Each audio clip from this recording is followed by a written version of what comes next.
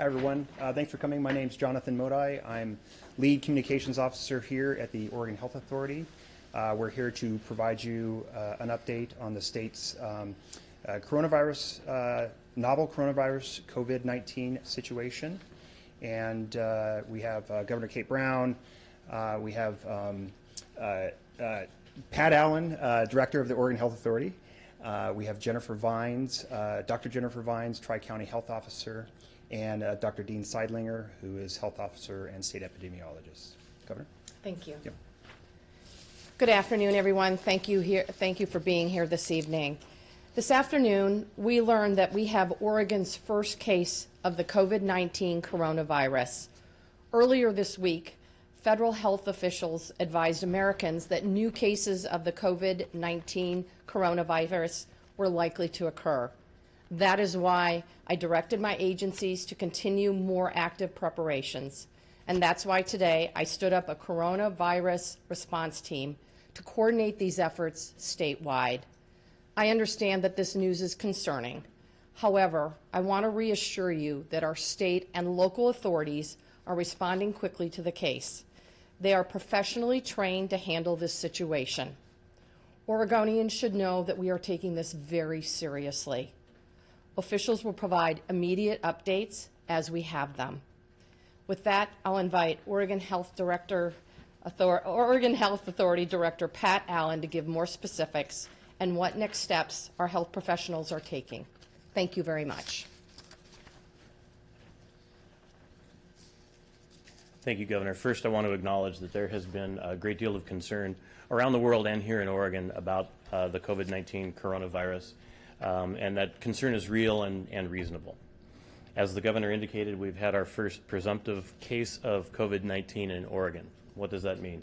That means that the individual who was under investigation had a test done, and that test was returned positive. That test was done by the Public Health Laboratory here in Hillsborough. Earlier today, we were doing a variety of briefings about our preparedness, and at that time, that capability wasn't yet online. It actually came online during the day today, and so it was able to be deployed and provide that test. We'll do a confirmation test through the Centers for Disease Control and Prevention in Atlanta, and so the case will be considered presumptive until we receive a confirmation one way or the other. The case is from Washington County, and the individual is currently at Kaiser Permanente Westside Hospital. In the interest of privacy, we will not be disclosing the age, gender, or specific condition of the individual. Nevertheless, our concern is certainly with that person and with that person's family, and we want to provide all the support that we can for them. There was no known travel exposure for this individual, so this is a case of community spread of the disease, much like the case from California earlier this week. The patient has spent time at the Lake Oswego School District at Forest Hills Elementary School. We're working with the local school officials and the Oregon Department of Education in the response. We're also working with Washington County and Clackamas County public health authorities to conduct contact tracing to notify people they may have been in contact and offer health guidance. We're also providing guidance to local healthcare providers to help them respond to inquiries they may expect to get from parents and other community members. We've notified the Centers for Disease Control and Prevention and are working closely with all of our local partners. What we don't know. We don't know the number of close contacts being within 6 feet for a prolonged period of time that this individual had. We don't know how this person became infected with COVID-19.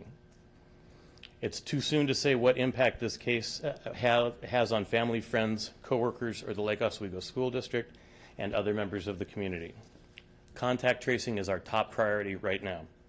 We'll notify the public as soon as we receive any information about potential exposures. What are we doing? We will notify anyone who is likely to have been exposed. We're continuing to process COVID-19 tests as necessary at the Oregon State Public Health Lab. Earlier today, we identified that there were 2 individuals under investigation, and so we're testing that other individual. We will announce any individual positive test results when we become aware of them. What can you do? The advice is actually pretty simple and has been around for a long time. Cover your cough and sneeze. Wash your hands. If you begin to have symptoms of a cold or flu, it's critically important that you not go to school or go to work. Stay home and call your healthcare provider for guidance. And stay informed. The OHA website, healthoregon.org/coronavirus, has a variety of information pieces for individuals and providers.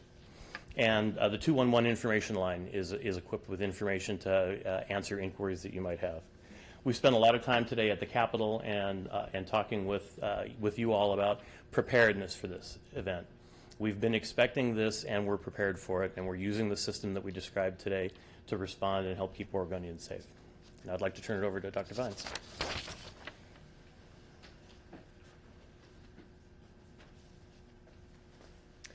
Good evening, everyone. I'm Dr. Jennifer Vines. I'm a family physician, and I'm the lead for the Tri-County Health Officer Program. That's Multnomah, Clackamas, and Washington counties.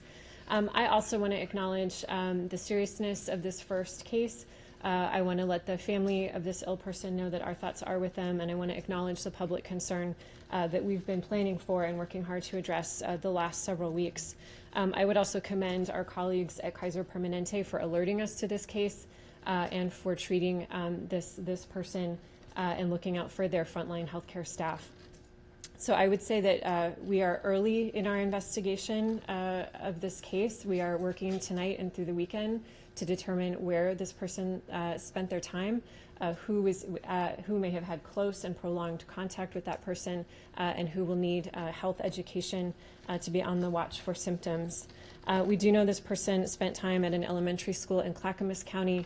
We don't yet know exactly the risk of that the time there poses to those students, but my colleague, Dr. Sarah Present, the Clackamas County Health Officer, is here tonight. She's in direct touch with the school district, and they'll be announcing their next steps shortly. So this is your local and state public health system prepared and doing what we do, which is identification of cases, identifying people who may be exposed, and making sure they have the information they need to stay well and stay safe and keep the rest of us safe. So again, the things for all to do are cover those coughs and sneezes, wash your hands, and now is a good time, like ahead of any potential emergency, make sure that you have a plan for your family, that you have food, medicines, pet supplies for at least a couple of weeks, have a plan for childcare should you need it, and know what your employer's sick policies are so that you can stay home at the first sign of symptoms. So thanks. With that, I think, are we taking questions? You guys might want to step up there. I guess, can you go over again this page? So you're calling this person a Washington County citizen, is that correct, this individual? Washington County resident. But spent time at Forest Hills Elementary School in Lake Oswego? That's correct. The person lives in Washington County and spent time in the Forest Hills Elementary School. We're trying not to be any more specific than that in the interest of patient privacy. Can you say whether the person is an adult or a juvenile? Yeah, it's an adult. And is this patient still currently at Kaiser? I can't comment on their current treatment or health condition. Hospitalized? Yeah, they are still hospitalized. And when you say presumptive case, is it presumptive until these tests come back from Atlanta? Right. We're getting our positive test result confirmed. If the test comes back from Atlanta positive, then we'll stop calling it presumptive and say it's a positive case. Positive here, still waiting. Right. But the guidance from CDC is we should treat a presumptive case as a case until we have any further information. Can you differentiate between the term hospitalization and quarantine? This isn't a quarantine, this is a hospitalization? Correct. Can you say how long you expect it'll take to get those results back? Very shortly. We're having them expedited, and it could be over the weekend, and we'll provide that information if it is. So just to clarify, Forest Hills Elementary in Lake Oswego, spent time there, and then also an elementary in Clackamas County? Forest Hills Elementary is in Clackamas County. Okay. Do you expect a Lake Oswego School District to come out publicly with some sort of plan tonight? Yes. This weekend? Yes. Okay. Obviously, since you guys sent the notice to us about this, social media, everyone getting anxious about all this. What do you tell them? I mean, people are obviously concerned. Yeah. So, I mean, the concern is completely understandable. for most people who contract this disease, it's like any other coronavirus where the disease itself is relatively mild. A small percentage of people will have a serious disease, and it could progress that way. The most important thing to do, as mundane as it sounds, is cover your cough and sneeze, wash your hands, and this helps demonstrate most critically. At the first sign that you have symptoms of a cold or the flu, you should stay home. I'm going to add something. I just want to reassure Oregonians that we are taking this very, very seriously. I also want to encourage Oregonians to go about their daily lives, to stay calm, and as Pat and the doctors have mentioned, to take appropriate public health safety concerns, including covering your mouth when you cough or sneeze, using a tissue, washing your hands thoroughly, and if you're sick with the flu or a cold, to stay home from work or from school. Governor, were you aware of this presumptive case when you announced the response team this morning, or is this kind of really new within the last couple of hours? I was not. My team learned of this case at about 3 p.m. this afternoon. Can you tell us, I know you're trying to keep the person's privacy, what city in Washington County they live in, or a general area? Cannot. Can you say any more about why they were at the school? Were they a parent? I'm sorry, we cannot. Any idea how many people we're talking about that you are attempting to locate? Dr. Vines. Yeah. So I would say we are early in our investigation. We have people working on this literally as I speak, and we'll be working on it through the weekend to identify those who had close and prolonged contact with this person and may be at risk for transmission. And you can't comment on how they're responding to this illness, what their condition is. Is it mild for them, or is it more serious? For who? The patient. No, we're not seeing anything other than hospitalized. And once again, you said this is a community transmission event. Can you talk about what that means and how Sure. that is different from some of the other cases we've seen nationally? Sure. So what we know so far is that this presumptive case does not have travel to any of the known affected areas in the world that have coronavirus transmission ongoing. That leads us to conclude that this person acquired this infection here somewhere in our community. So that's how we call it, presumably a community acquired case. So they didn't take a plane or anything like that at all? As far as we know right now, that is correct.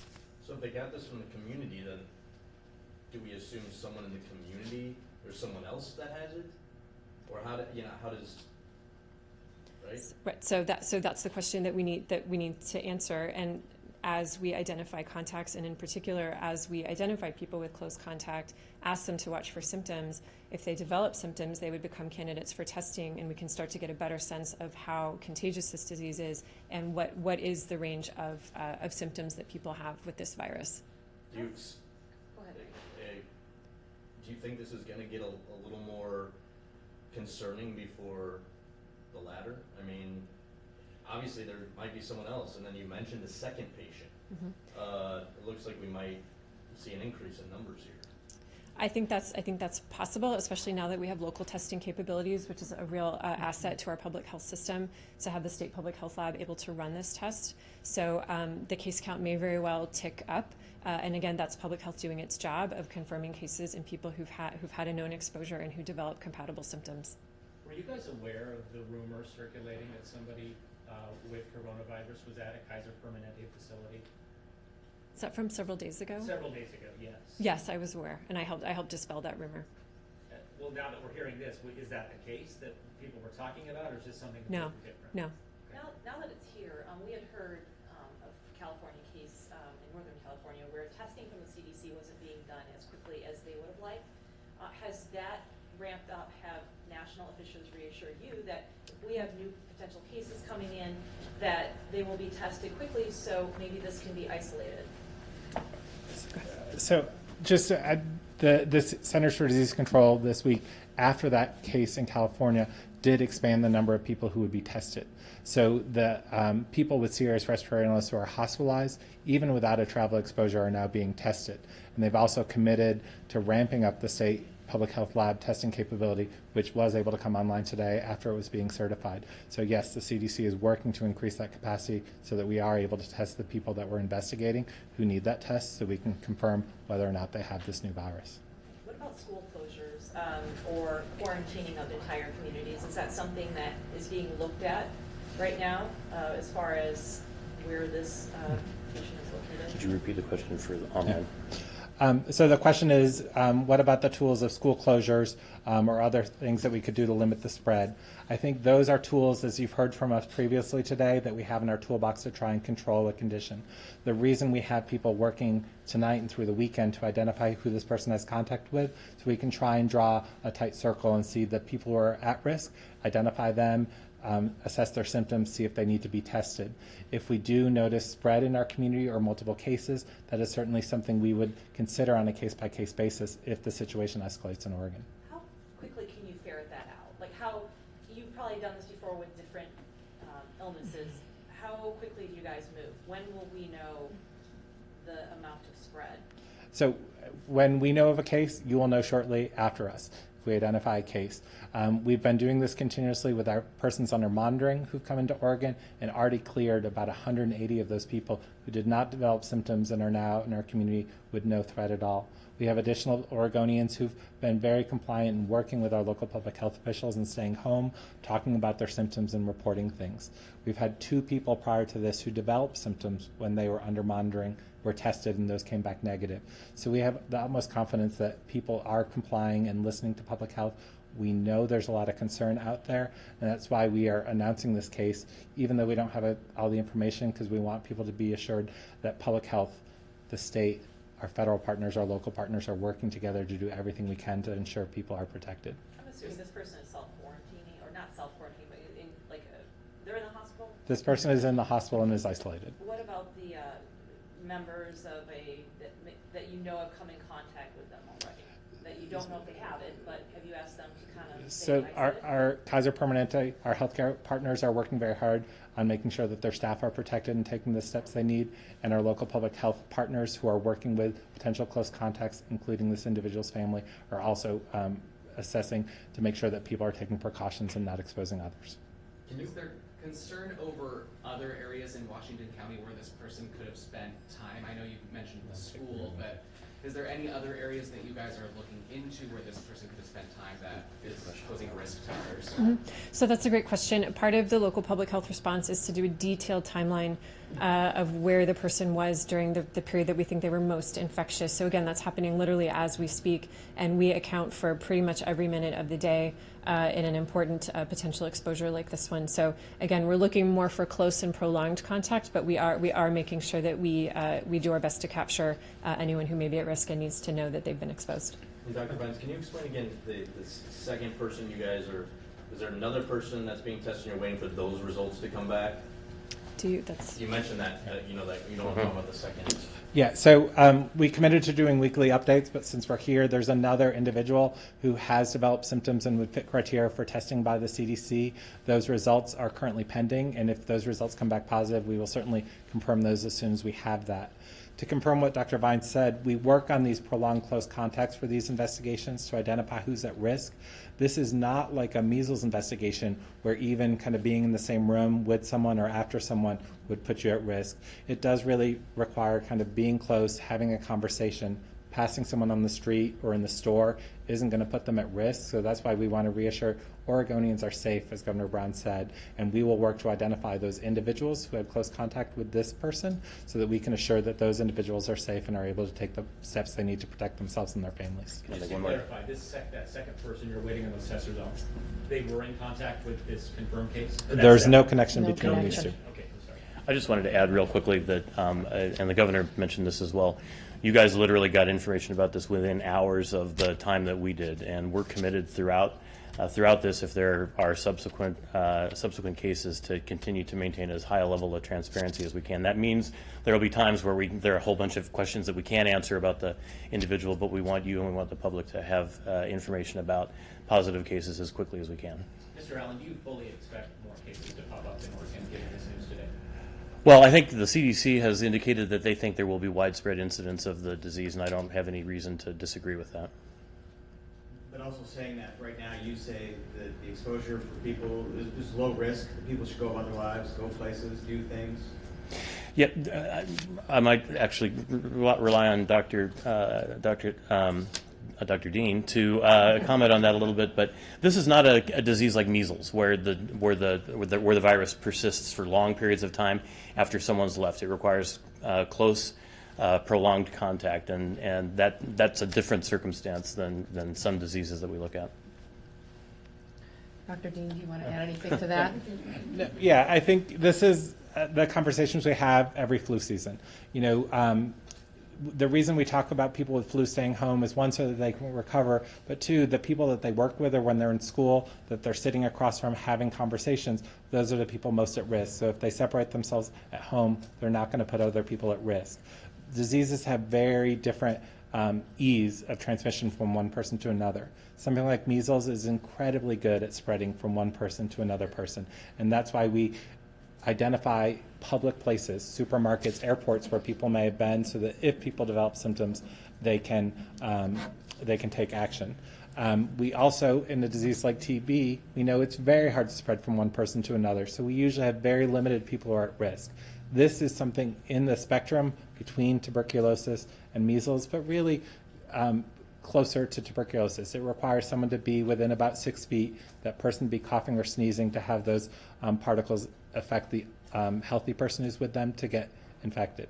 Unfortunately, what we don't have with this disease is a vaccination to prevent it like we do with the flu. It is still not too late to get your flu shot, and we remind you that flu is still circulating in the community, so someone who develops these symptoms of fever and respiratory infections may have the flu, and there's something that they could have done to protect themselves and their family by getting that flu shot, so get your flu shots. Governor, can I ask you, are you confident with what's going on nationally to address the coronavirus? Look, at least the work, I am very confident about the work happening in Oregon. We've handled these situations before, the Ebola virus, the H1N1. We have very well-respected, trained public health professionals, and I'm confident both in terms of our ability to handle the situation in Oregon and that we have the resources needed. I just spoke with Senator Merkley about a half an hour ago. He is working with his Senate colleagues right now on legislation to provide states with additional resources to combat this virus. And so I look forward to seeing that work get done in Congress. Maybe one more question? Two more questions. How about two more questions? No more questions. From OJ saying that the person is employed at Forest Hills. Can you say any more? What? Not right now, no. When do you expect to have another update? Are you going to do another press conference? Like, do you know more? Like, say this person who has the second set of tests comes back, will we? As soon as we have additional information, we will update the public. This weekend, if you get a positive result, will you? Yeah, We we won't wait till Monday. We will update the public as soon as we have additional information, regardless of the weekend. Just because you guys are here, I mean, just to read, it says the individual is employed at a school in Clackamas County and may have exposed students and staff. The school district is planning to close the school to allow public health officials to complete their investigation, including contacting employees there and family of children to inform them of their exposure and let them know the next steps. I think, as we said, as Director Allen mentioned, we wanted to get this information out as quickly as possible, and obviously over the course of the evening you're going to see additional information coming out to assist the public in decision making. All right. Thank you. Thank you. Thank you.